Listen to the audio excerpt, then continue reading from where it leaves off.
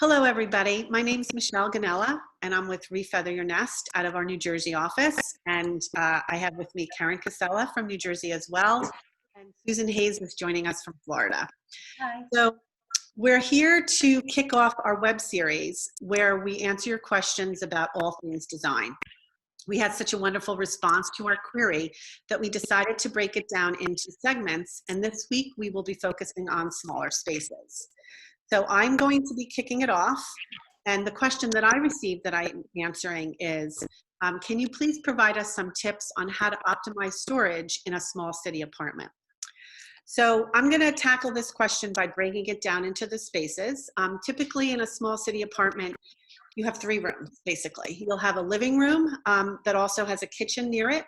You'll have a bedroom and a bathroom. So starting with the living room first, most likely you'll have some sort of a coffee table or a cocktail table in front of the sofa. I'd encourage you to think about using, instead of a hardscape surface, I would encourage you to use something that's more like an ottoman where you can lift the top off of it and store store whatever you want to store inside of there. That also, if you're fortunate enough to have enough space to have an end table next to your sofa, you could do the same thing with that. You can do something that looks like a barrel that the top opens up and you can put things in, or have a smaller table that has multiple drawers in it so you can store that way. My daughter actually is an avid reader and she lives in a city apartment, and she was always struggling on how to store her books. So what we did in her apartment, in her living room, we put floating shelves. Life-changing. So now she has a spot to store all her books, and she also has a means to store decorative accessories as well, adding a little color and what have you. Moving along to the kitchen area. Sometimes in the kitchen, you will have space between the cabinets and the ceiling. If that's the case, then I would suggest, instead of just putting things up there haphazardly, get nice baskets or some sort of storage containers that are decorative in nature.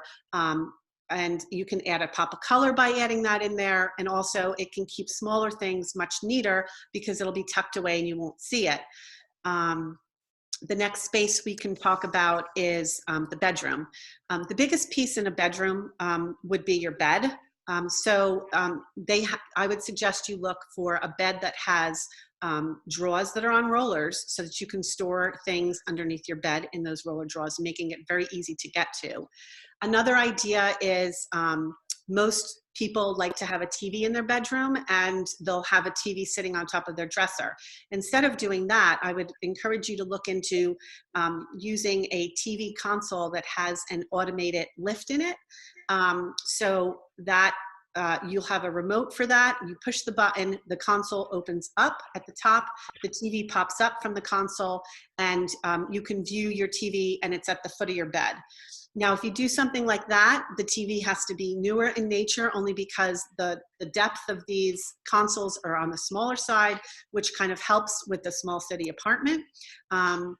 So if you have a newer TV, that'll be a great way to address that. And you will also get rid of the TV on top of the dresser, so that frees up that space as well. Lastly, I'd like to address the bathroom. In the bathroom, there's really only one big area that we can try to gain space for, and that's your mirror. Instead of having the mirror just stuck on the wall, I'd encourage you to maybe take that mirror off and use a mirror that has storage behind it. Doesn't have to look like those old-fashioned medicine cabinets. There's really nice looking ones in today's market. You can even look for something that has like LED lighting all around it, which would also help with you getting ready in the morning and what have you. So those are the areas that I would like to, hopefully that was helpful to you. And we'll now go over to Karen. Karen? Hi. So the next question was, how do I make a small city apartment look bigger? And this really applies for any space, anywhere. In general, to make a space look a little bit bigger, I guess my biggest thing is that I tell clients is to declutter as much as possible. Even when you're accessorizing, Try to limit the amount of accessories you have out because sometimes that's just overwhelms the eye. And try to create spaces around the room where your eye could rest. That's another way to just kind of make a space look bigger and more functional. The next thing is color. Color plays a huge part in making a space feel bigger or smaller. Greens, blues, light yellows, and light grays actually make a space look a lot bigger. You can accent with a dark colored wall because a dark colored wall will actually trick the eye and make that wall recede. So making the room look larger. So, but you just make sure that you choose the wall that you're using the dark color on carefully.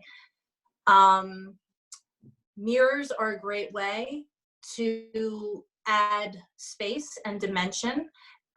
They could reflect light and have light bounce around the room a little bit more easy, creating more airy look. Just make sure when you're using mirrors to create a larger look that you're reflecting something attractive. So if you're reflecting a very cluttered bookshelf, you're going against the grain. So if you're reflecting a window or something pretty or a piece of artwork, then mirrors are a great way to expand your space. Your furniture scale and your layout in your room. Pick furniture that fits your space. You can't put a huge sofa with rounded arms with a ton of throw pillows in a small scaled space. You want to make sure that the furniture fits the space in scale, that the pieces are kind of even out and balance each other. And you want to make sure you have a clean walking path around your space. Because if you can't see your floor, it's just going to feel tight and cluttered. Another thing we do, and Michelle, our window treatment guru, does this a lot, is we hang window treatments very high. So we start as close to the ceiling as possible, and maybe you put long panels is just one suggestion, because that elongates the height of the room. So that's just another way to make a space feel taller and larger. Other things are like if you are focusing on your kitchen, you may want to use a banquette instead of a regular table and chairs that you walk around, because a banquette, you put the bench up against the wall and then you have your table, maybe a chair on the adjacent side, but that frees up some walking space.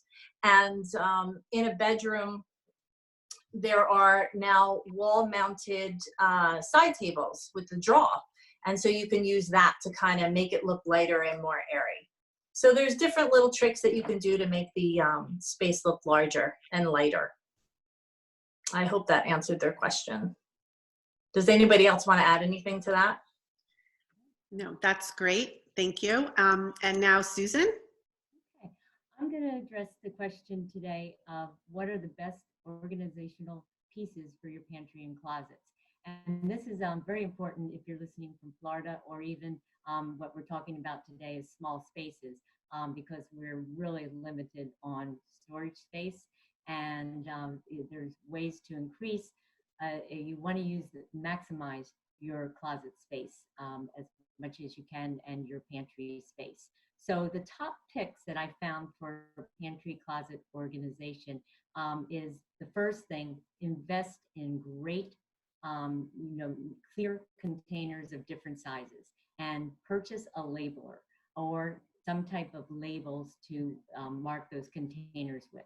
The clear containers will give your pantry and closet spaces a clean, clutter-free look.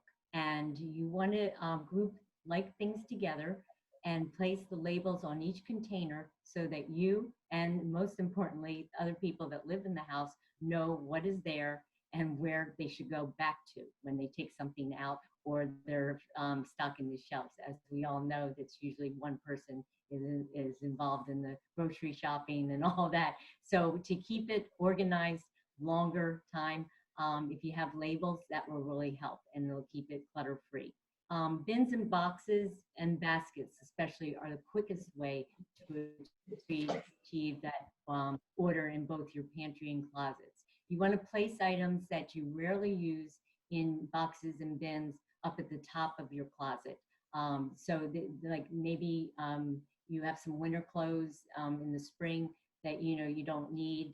Those should go up in the boxes and up in where you can't reach them until you need them. Luggage we have a real big problem in Florida with where to store your luggage because it gets so hot out in the garages. You don't want to be storing your luggage out in the garage. So you can put luggage up on your top shelf as well. But you want to make sure that all your bins, boxes, and they all match because the more cohesive your space looks, the less cluttered it will look, and the space will look bigger. So make sure that you really do pay attention to the pieces that you are going to be placing into your closet or your pantry area. It's very important not only to use your existing width of your space, but you want to use as much vertical space as possible. So if you're in a small space, but you have that vertical height, a lot of the old apartments in the cities or here in Florida, the new construction, we're dealing with 10, 11, 12-foot ceilings. So, you don't think about that, but all it requires is a 6-foot ladder when you need, like maybe you put your Christmas decorations up in the top bin in your pantry with a label on it. So you know exactly where to go at Christmas time or Hanukkah to pull down your box with the things that you need. So it's very important to use your vertical space. Along with the vertical space, you can add wire shelving that attaches to a shelf. A great tip that I found when I was researching this was to put in wire bins like snack items so that kids can go right into the pantry to the snack bin and pull out their snack. And then there's no opening of bags and there's no going into the pantry after they've been in there and there's an empty bag with no snacks, like, a multi-pretzel bag and there's like 100 pretzel bags in there, and then you go in and there are big bags there and no pretzels are in there, and then the next day they want pretzels and you didn't know that it was all empty because you saw the bag in there. So so it's nice to have a snack bin. You can do that in your closet as well. You could roll up t-shirts, you can roll up socks, and you can put those on hanging bins in your closet as well. Also, any empty wall space, you want to utilize that, and door space. So if you're really limited on closet storage or pantry storage, you can do over the door racks, or you can attach a rack to the closet door, as long as it's not a pocket door or a bifold door. And that will increase your storage space and keep again, that decluttered look. Everything's neat and in its place. So you can do shoes on the door, you can do canned goods, you can do all your cleaning supplies on the doors. So if your budget does permit and you can do pull-out shelves, they're great for in the pantry, or pull-out bins as well. But a lot of times when you're in a small space, you're not there for the longevity sometimes, so you don't want to make a huge investment budget-wise when you go to Home Depot or the closet store and get some simple add-ons that you could take with you to your next home, or you can leave for the next person that will be living in the home or the apartment. A great tip that I saw was Lazy Susans are wonderful for even closets as well as pantries. You can put in the pantry your baking supplies, oil, sugars, in their containers. You can do spices. You could have one whole Lazy Susan of spices. So all you have to do is turn the Lazy Susan so that you immediately know what's there, and you can replace as you get low on these spices or your oils or that type of thing. Also in your closet, you can use it for your colognes, your perfume. I sometimes forget to put my perfume on, but if it's in my closet, that's the last thing I do is spray and I'm out the door. So you can have a Lazy Susan to quickly reach those type of things. Also on your walls, if you have any empty wall space where there's not things hanging, you can do hooks. You can do a hook rack. You could do knobs. You could get very creative to hang handbags, jewelry, belts. They do make where you can attach a belt rack to the side of the closet organizer type thing, or a wall that pulls out. And also they also now make what they call a ballet rod, which you can just attach, or you can attach some type of hook, so that if you coming from the bathroom and you need a place to hang your towel, that's a great use of your space for hanging a towel while it dries before you take it back to the bathroom. So it's very important on your shelves to stay organized. They make can organizers and shelf dividers that are very helpful in keeping order. Soft hanging racks for your closet, where you can do shoes, you can do sweaters. They come in all different colors. I mean, you can get very creative, or you can just keep it neutral. But the key to closet organization and pantry organization is everything should be cohesive, so that there's not a lot going on. So when you look into your closet, if all your bins are clear with beautiful labels, the neatness, the pulled together look will make your space feel bigger. And that's what we're trying to achieve, is that you don't feel claustrophobic, that you don't feel like your clothes are falling in on you. A good tip for closets is to grab some hangers in boxes that are all the same, so that you don't have wire hangers and metal hangers, and then like black hangers and purple hangers. If all the hangers are the same, make it small. Home Goods has great, a certain time of the year, they put all their box hangers on sale. You can get like 5, 6 boxes of hangers, all the same color, and it provides a beautiful look, and it also increases your storage because everything is uniform and you can hang more. So look for decorative hangers that will enhance the look and also enhance the amount of storage that you have. A door mirror hanging in your closet is a great idea if you need access to a mirror that you don't have in your space, or you can't get to the bathroom before you go to leave the house for the day. The really important is the more you can remove from laying on the shelf, the better off you are. You want to use items that you may not even consider. One of the tips that I'm going to use myself is I store my potatoes and my onions in my pantry because it's a better climate for them. I don't leave them in the refrigerator, and I like to keep them in the pantry. Also, the lighting is good in the pantry for those types of items. You can take magazine racks, the wired ones, that they're breathable. Instead of putting potatoes into a container or a lined basket, you can put them into a magazine wire bin, and you can place the potatoes in one and onions in another, and then put an apple in with the potatoes, because the apple will keep the potatoes from sprouting. I don't know if you've ever had that problem where when you go in to grab a potato and it's got all these sprouts and it looks like the kids' science project. Well, if you put an apple in there, it'll keep it from sprouting. So was a great tip that I learned along the way.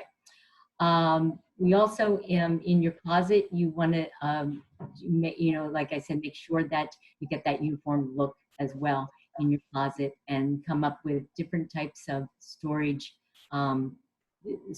bins that will fit. Like if you have high heels, so with the stiletto heels, you can't put them in a regular shoe box. You're going to have to find a similar clear box that's got the higher height. So the real key to buying these great organizational supplies for your pantry and closet is to make sure you know before you buy them what you need. So I would recommend that you start with your pantry, or one of your places. You clear it out completely. You measure your shelves, you measure your space, you measure your empty walls, you measure your door. You make sure you know what space you have to work with. Then you look at all the things that you have in your pantry. You get rid of any of those expired items that you don't need. You get rid of things that you are half eaten and somebody put back into the pantry. And you group your things together. In the closet, you get rid of clothes that you're not wearing anymore. You group maybe by color you're hanging things, maybe by pants, like category. You group all your items so you know what you're working with, and then go out and buy your different containers and your different storage your storage pieces, so that you don't find yourself back at the closet store or somewhere returning the items because it didn't fit.